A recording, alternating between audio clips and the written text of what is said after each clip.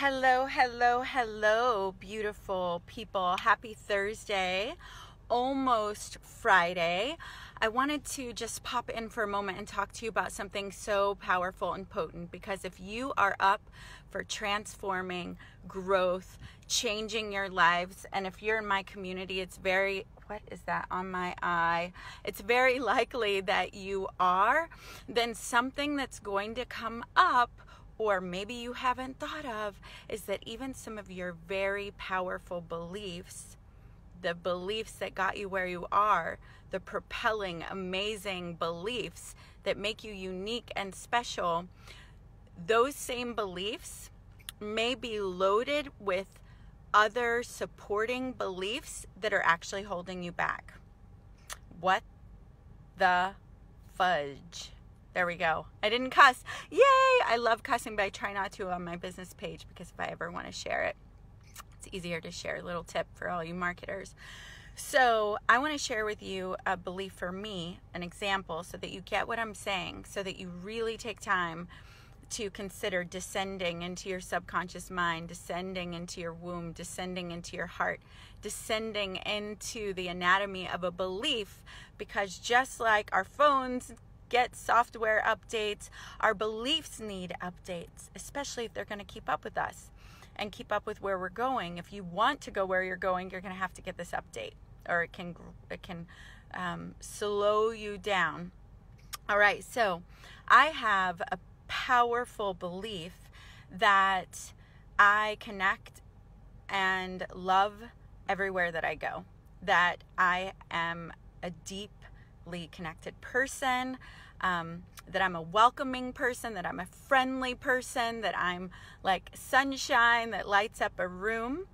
And I also have a belief, a supporting belief that, anyway, let me slow down. So I have this belief, and it has propelled me forward. Some of you know I was nicknamed Celebrity Connector for a while. I had quite a career in connecting and media and all of that.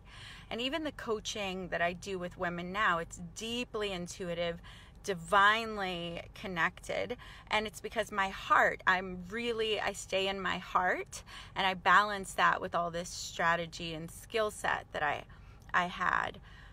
Sorry, I got a text message in there. It was a little distracting, but so it's been a powerful belief. I wouldn't have been able to produce on the Discovery Channel, work with the Napoleon Hill Foundation, if I wasn't such a connecting person, okay? So at first glance, it looks like, well, if it works, why mess with it? Okay, so one day I walked into a room and I started noticing all these preferences. There were a bunch of people in the room, and I started to notice, I like that person more. Like, certain people started really standing out to me, and I found myself really attracted to these people. And I'm not talking about, ooh, cute guy or cute girl attracted. It was just like, yeah, I like that person. I resonate with that person. I feel drawn to that person. And what that may seem normal to you, but what was different for me about that is that normally, when in the past, whenever I walked into an area or room, yeah, I might notice, I like your shoes, I like your bag, I like your eyes, I like your laugh. But in general, there weren't any strong, sharp, contrasting preferences.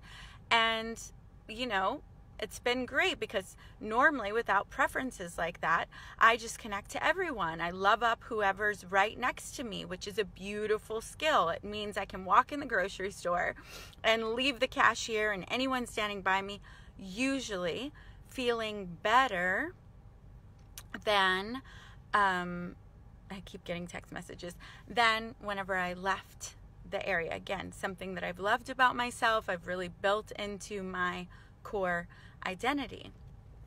But here's the deal. As I started noticing these preferences, and it felt really good to have these preferences, I thought, that's interesting. I wonder why I'm doing this.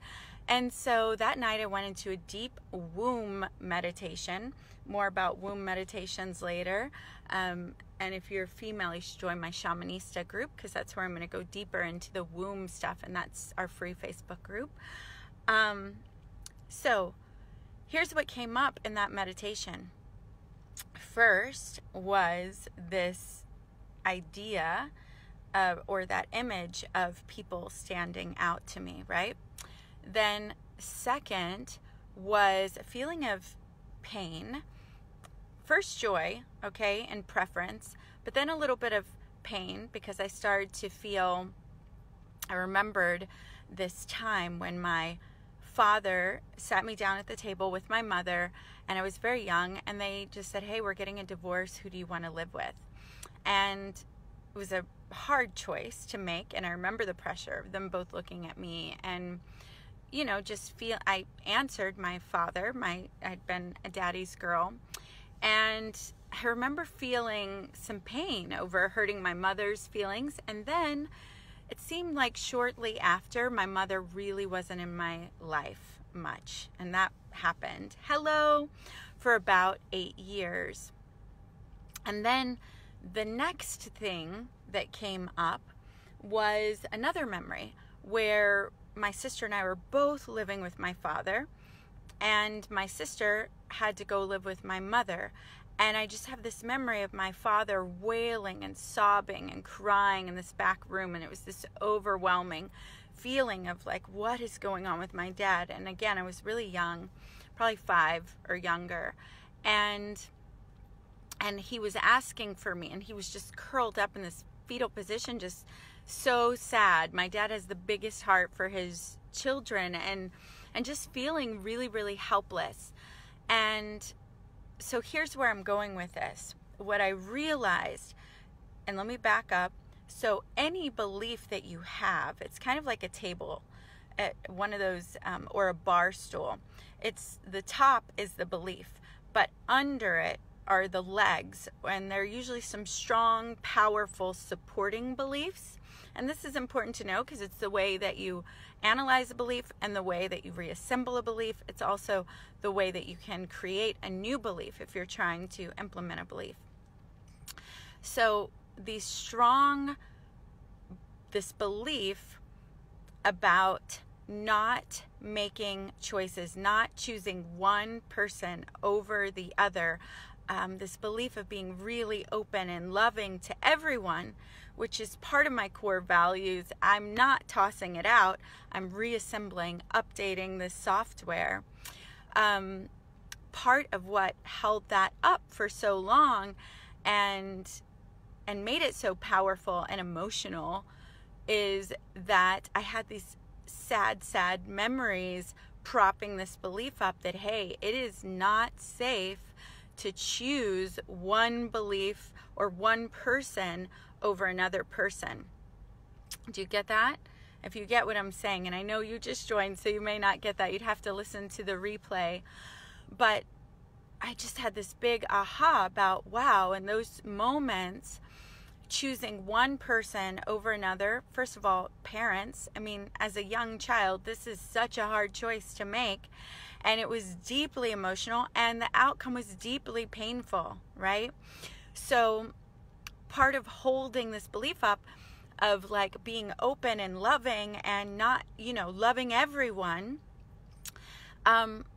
also being so rooted in pain, how it became kind of something that, though this belief propelled me forward and was propped up by other beliefs. So I'll give you another core one that was a little bit painful, is that, and then I'll give you some positives because I like to stay there, but we've got to descend into some of the negatives, into the deeper stuff, into the womb, into the subconscious mind, to ascend at times, right? So another powerful belief that was holding this in place about not choosing is we move so much. I went to 13 schools before 9th grade. And so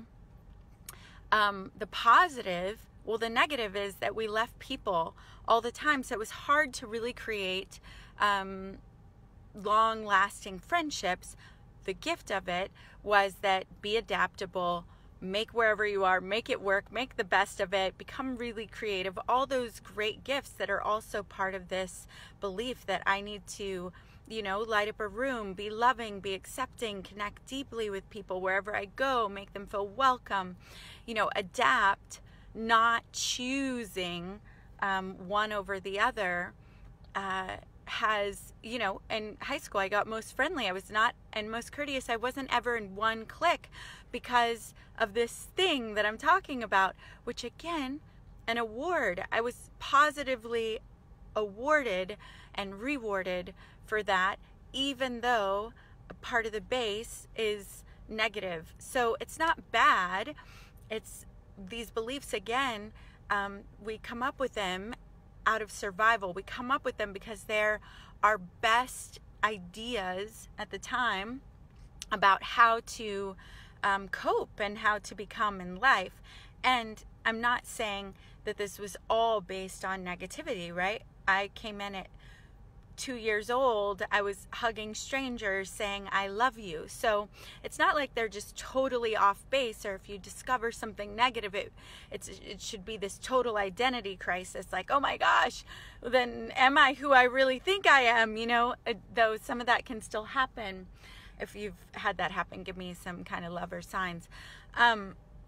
Excuse me. So even though, this is a negative, here is the value of taking it apart, because in ascension, like choosing, whenever you think about it, if I would have a hard time expressing preferences, then, or feel that if I choose one person, I'm really going to be hurting another person. Imagine how confusing dating and then choosing one person could feel, or choosing, my closest friends, and I have close friends, and I've dated amazing people, and I've been surrounded by amazing people. And when it comes to choosing, okay, what am I going to talk about? And is this going to eliminate, certain people from my life? If those choices in the background, all the way at the root in the subconscious mind, primally are being led, or when confronted by those choices, are being led by, oh my gosh, I could lose my mother here, or I may see my father, the pain, and relive the pain of my father in fetal position, so sad and devastated.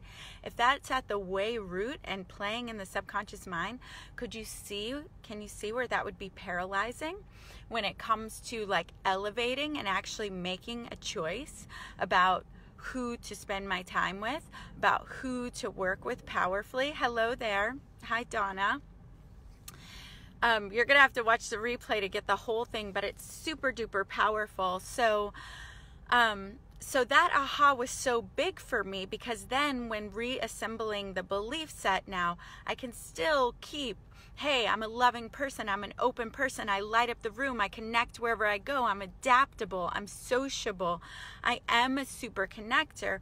But at the same time, when I choose to make a powerful choice about who my tribe is, where I'm going, who I'm hanging out with, which may mean saying no to other people, other choices, other opportunities, now I am guided by my soul calling, by my own preferences, not by this effed up deep fear of hurting someone else, right? Now I can be fully in my love, fully in my heart. So it's super duper powerful to take time when you notice yourself, and I would even make a list of your strongest attributes and just take one of them and go, okay, what are the beliefs that have me be this person? And then go into meditation, do a womb meditation, go into your subconscious mind and ask spirit or creator, ask your being, your highest self, is there anything connected to this belief that is no longer serving me, that I should know about, or that should just be released and it doesn't even matter if I know about it?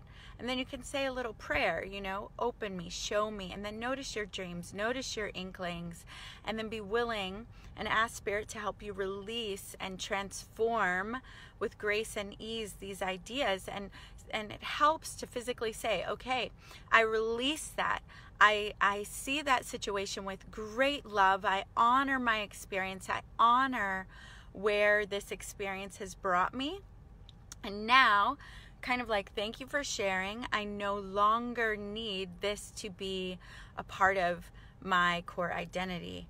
I allow myself to make powerful choices and to see my preferences. So that's the statement directly to me. If you have a belief that's like that or similar, you start unraveling something and you want some assistance in how to recalibrate it and still keep your core identity in place, feel free to share it. You can private message me, put it in a little voice message or type it up, and I'll happily give you a little statement back, okay?